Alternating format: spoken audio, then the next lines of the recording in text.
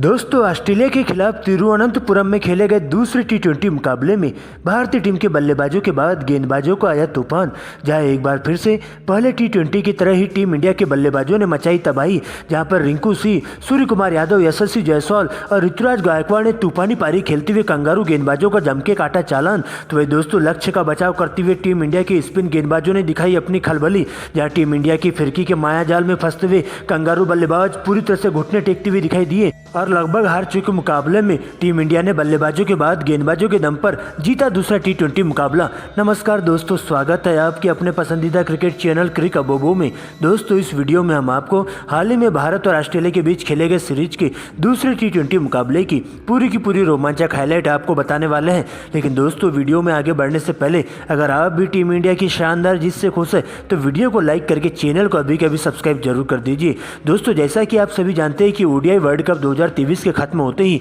भारत और ऑस्ट्रेलिया के बीच 5 टी20 मैचों की रोमांचक सीरीज खेली जा रही है। जहां पहले टी20 मुकाबले में टीम इंडिया ने शानदार प्रदर्शन करते हुए कंगारू को 2 विकेट से मात दे दी थी। लेकिन दोस्तों, ऐसे में सीरीज का दूसरा टी20 मुकाबला तिरुवनंतपुरम में खेला गया। जहां इस मुकाबले में पहली जीत के बाद टीम इंडिया का कॉन्फिडेंस लेवल 7वें आसमान पर दिखाई दे रहा था। तो वही दोस्तों, ऑस्ट्रेलिया की टीम इस मुकाबले को हर हाल में जीतने के लिए साम दाम दंड भेद सब कुछ अपनाने के लिए पूरी तरह से तैयार हो चुकी थी, क्योंकि दोस्तों उसे सीरीज में बचे रहने के लिए इस मुकाबले को हर हाल में जीतना चाहती थी। जहां टीम इंडिया के लिए सूर्य कुमार यादव कप्तानी करते हुए देखे गए, तो दोस्तों ऑस्ट्रेलिया के लिए मैथ्यू वेड कप्तानी करते हुए देखे गए। दोस्तों, इसके बाद मुकाबले में टॉस होता है, सिक्का उछाला जाता है और सीधा ऑस्ट्रेलिया के पक्ष में जाकर गिरता है। जहां पर दोस्तों ऑस्ट्रेलिया की टीम द्वारा पहले गेंदबाजी करने का फैसला किया जाता है। दोस्तों, आपको बता दें कि आज के इस मुकाबले में टीम इंडिया की प्लेइंग 11 में कोई भी चेंजेस देखने को नहीं मिला था, जबकि ऑस्ट्रेलिया में एडम जंपा और मैक्सवेल की एंट्री करा दी गई थी। दोस्तों, इसके बाद टीम इंडिया के लिए ओपनिंग करने के लिए ऋतुराज गायकवाड़ और यशस्वी जायसवाल मैदान पर आते हैं,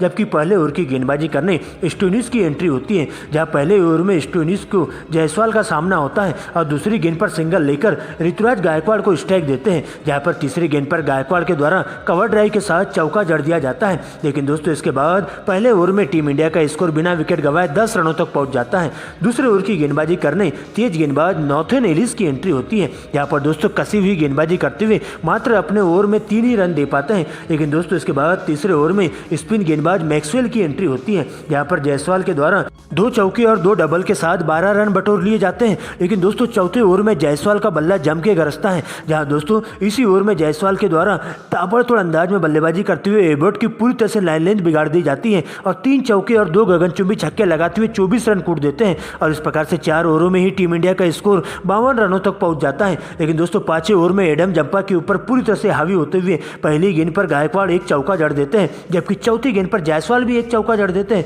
और इस प्रकार से तेजी से रन बनाते हुए दोनों बल्लेबाजों के द्वारा आतिशी बल्लेबाजी देखने को मिलती है। जहां पर चौके कम और छक्के ज्यादा लगाते हुए देखते दोनों बल्लेबाजों के बीच में एक 68 की साझेदारी पूरी हो जाती है। लेकिन दोस्तों, 6वें ओवर में नाथन एलिस के ऊपर 3 लगातार चौके जड़ते हुए सबसे पहले जायसवाल मात्र 24 गेंदों में ही अपनी 50 पूरी कर लेते हैं और इस तरह से 32 गेंदों में ही 62 रनों की दोनों बल्लेबाजों के बीच में शानदार साझेदारी देखने को मिलती है। और आगे का मोर्चा संभालते हुए दोनों बल्लेबाज इसी अंदाज में बल्लेबाजी करते हुए तेजी से रन बनाना चालू कर देते हैं। जहां पर ऋतुराज गायकवाड़ भी बखूबी साथ देते हुए कंधे से कंधा मिलाकर चलते हुए दिखाई देते हैं और सबसे पहले यशस्वी जायसवाल अपना अर्धशतक जमा लेते हैं। लेकिन दोस्तों, तेजी से रन बनाने के चक्कर में यशस्वी जायसवाल भी नाथन एलिस की गेंद पर कैच आउट हो जाते हैं और इस प्रकार से टीम इंडिया को 77 के स्कोर पर पहला बड़ा झटका लग जाता है। लेकिन दोस्तों, इसके बाद नए बल्लेबाज के रूप में ईशान किशन की एंट्री होती है। जहां पर ऋतुराज गायकवाड़ के साथ मिलकर दोनों बल्लेबाज काफी संभल कर खेलते हुए अच्छी गेंदों को छोड़ते हुए खराब गेंदों पर ही बड़ा शॉट मारना चालू कर देते हैं। और देखते 10 ओवरों की समाप्ति पर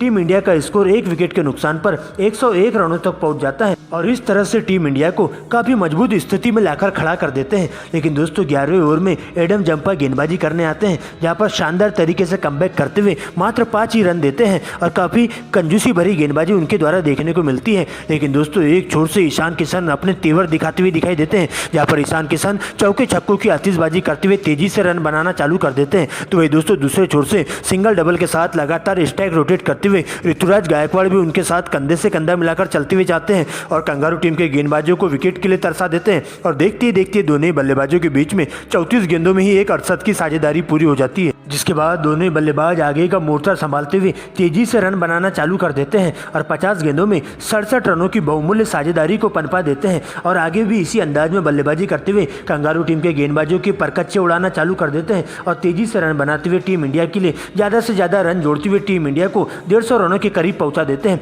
लेकिन दोस्तों इसी बीच सबसे पहले ईशान किशन अपना अर्धशतक पूरा करते हैं, जहाँ पर ईशान किशन 15 ओवर में 2 छक्के और 2 चौके लगाते हुए 20 रन कोड़ देते हैं और मैक्सवेल की पूरी तरह से हालत खराब करके रख देते हैं। लेकिन दोस्तों इसी बीच 16 ओवर की दूसरी गेंद पर 164 के स्कोर पर टीम इंडिया को दूसरा बड़ा झटका ईशान किशन के रूप में लगता है, जहां पर दोस्तों बड़ा शॉट खेलने के चक्कर में ईशान किशन सीमा रेखा के पास नॉर्थन एलिस के हाथों कैच आउट हो जाते हैं और उनकी 32 गेंदों में 52 रनों की धुआंधार पारी का अंत हो जाता है, जिसमें उनके द्वारा 3 चौके और 4 गगनचुंबी छक्के लगाए जाते हैं। लेकिन दोस्तों इसके बाद सूर्य कुमार यादव का असली शो देखने को मिलता है और पहले ही गेंद पर 6 रनों से अपनी पारी की शुरुआत करते हैं, जहां पर दोस्तों दूसरे छोर से ऋतुराज गायकवाड़ अपना अर्धशतक पूरा कर लेते हैं। लेकिन दोस्तों सूर्या तो ताबड़तोड़ अंदाज में बल्लेबाजी करते हुए तेजी से रन बनाना चालू कर देते हैं। लेकिन दोस्तों इसी बीच टीम इंडिया को 18वें ओवर की चौथी गेंद पर 189 के स्कोर पर टीम इंडिया को तीसरा बड़ा झटका सूर्य कुमार यादव के रूप में लगता है, जो कि 10 गेंदों में 19 रनों की ताबड़तोड़ पारी खेलते हुए स्टोनिस के हाथों नॉर्थन एलिस की गेंद पर कैच आउट हो जाते हैं।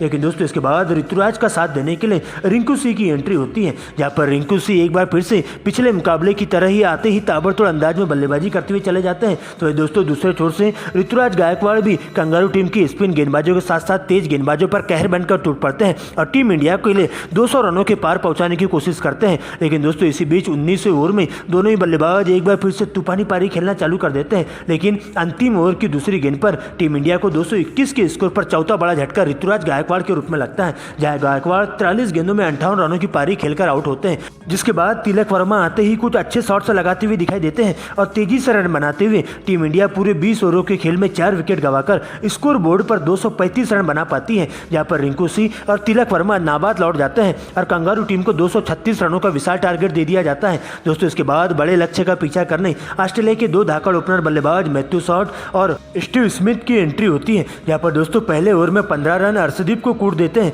वही दोस्तों दूसरे ओवर में पूरी तरह से हावी होते हुए प्रसिद्ध कृष्णा की लाइन लेंथ बिगाड़ दी जाती है, जहां पर इसी ओवर में 2 छक्के और 1 चौके के साथ साथ इस ओवर में भी 15 रन बटोर लेते हैं और 2 ओवरों की समाप्ति पर कंगारू टीम का स्कोर 31 रनों तक पहुंच जाता है। लेकिन दोस्तों इसके बाद तीसरे ओवर की गेंदबाजी करने स्पिन के जादूगर रवि बिश्नोई की एंट्री होती है, जहां पर आते ही पहली ही गेंद पर चारों खाने चीत करते हुए मैथ्यू शॉट को क्लीन बोल्ड कर देते हैं और इस प्रकार से कंगारू टीम को 35 के स्कोर पर पहला बड़ा झटका मैथ्यू शॉट के रूप में लगता है, जहां उनके द्वारा 10 गेंदों में 19 रनों की 3 चौकों की मदद से ताबड़तोड़ पारी खेली जाती है। लेकिन दोस्तों इसके बाद आगे का मोर्चा संभालने के लिए नए बल्लेबाज जोश इंग्लिश की एंट्री होती है। लेकिन एक बार फिर से रवि बिश्नोई 5वें ओवर की दूसरी गेंद पर अपनी फिरकी के माया जाल में फंसाते हुए जोश इंग्लिश को कैच आउट करवा देते तिलक वर्मा के हाथों और इस प्रकार से कंगारू टीम को 39 के स्कोर पर इंग्लिश के रूप में दूसरा बड़ा झटका लग जाता है, जहां जोश इंग्लिश मात्र 2 रन बनाकर तिलक वर्मा के हाथों रवि बिश्नोई की गेंद पर कैच आउट होकर पवेलियन का रास्ता नाप लेते हैं। लेकिन दोस्तों इसके बाद मैक्सवेल की एंट्री होती है, जहां मैक्सवेल आते ही स्मिथ के साथ तूफानी पारी खेलना चालू कर देते हैं।